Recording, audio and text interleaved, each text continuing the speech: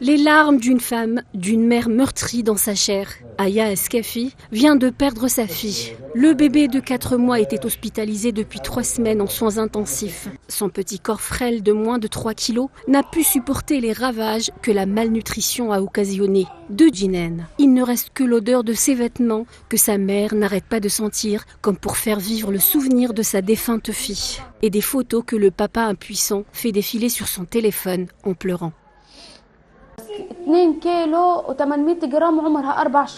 Elle avait 4 mois et pesait 2,8 kg, ce qui est très peu. En raison de sa malnutrition sévère, elle a souffert d'acidité sanguine, d'insuffisance hépatique, rénale et de nombreuses autres complications. Ses cheveux et ses ongles sont également tombés. L'état de l'enfant était très critique hier. Elle est restée 3 semaines à l'unité de soins intensifs. Elle est décédée hier à 4 heures du matin. Après 19 mois de génocide et un blocus hermétique de 2 mois, la situation humanitaire à Gaza est chaotique. Les séquelles de la famine qui torpillent les 4 coins du territoire se répercutent sur les adultes et les enfants, dont beaucoup présentent des signes d'émaciation. L'absence de nourriture, de lait maternisé et de médicaments conduit fatalement au décès des plus fragiles, comme c'est le cas de Jinan.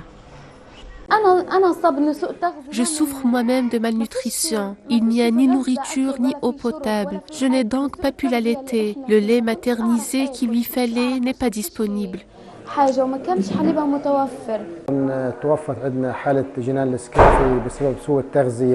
Jinan Eskafi est décédée à l'hôpital des suites de malnutrition et de diarrhée chronique.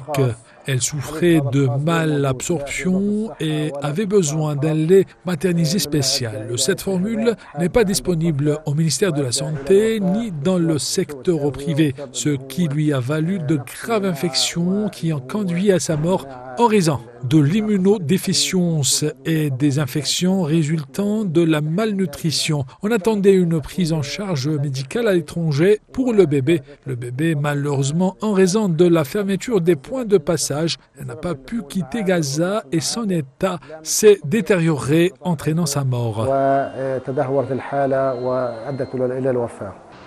Ce dimanche, l'UNRWA a dénoncé la situation humanitaire à Gaza, estimant que cela dépasse tout ce que l'on peut imaginer.